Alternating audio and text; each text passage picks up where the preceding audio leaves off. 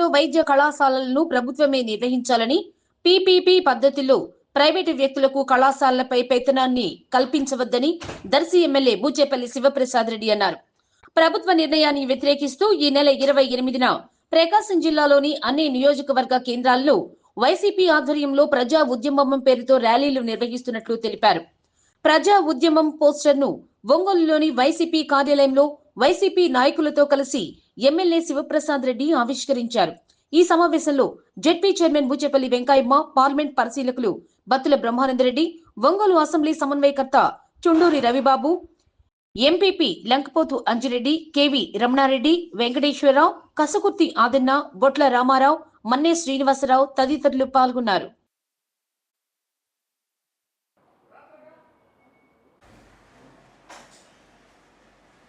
ఆంధ్ర రాష్ట్రం మొత్తం ప్రీతం నాయకులు వైఎస్ జగన్మోహన్ ఈ ర్యాలీని ప్రతి కాన్స్టిట్యున్సీ హెడ్ క్వార్టర్లో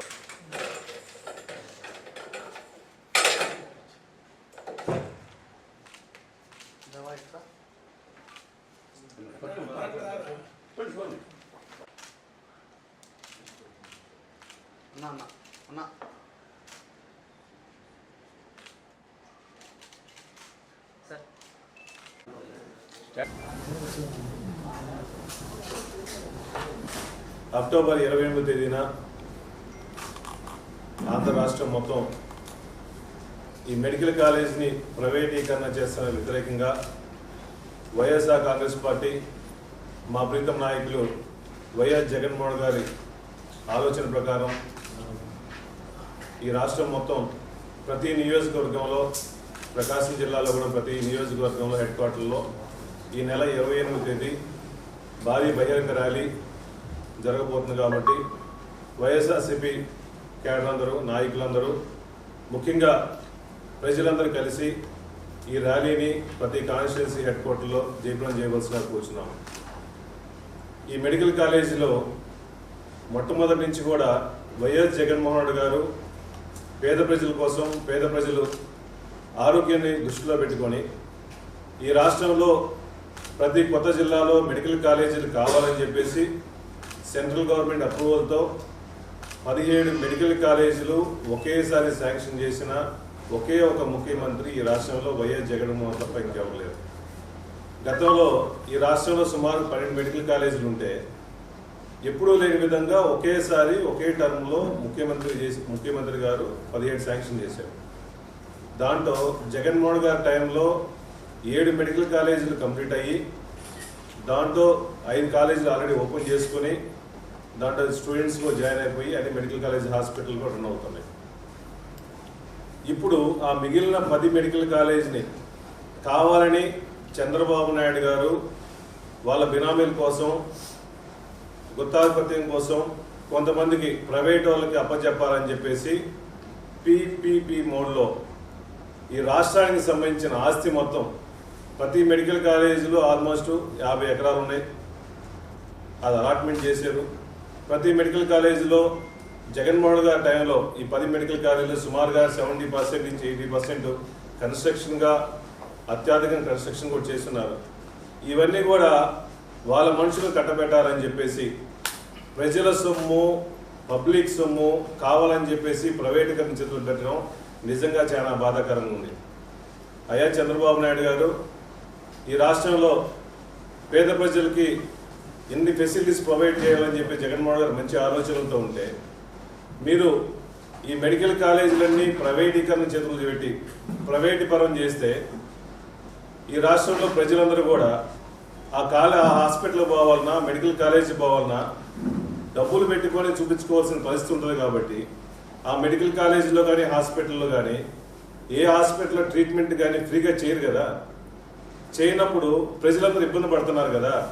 మీ స్వార్థం కోసం, మీ మనుషుల కోసం ఎన్ని పెడితే ఈ రాష్ట్రంలో పేద ప్రజలు ఇబ్బంది పడుతున్నారు. కాబట్టి దయచేసి ప్రైవేటీకరణ చేయొద్దని చెప్పేసి రాష్ట్రం మొత్తంలో జగన్మోహన్ గారు మంచి ఆలోచనతో ఈ ఉద్యమం స్టార్ట్ చేశాం.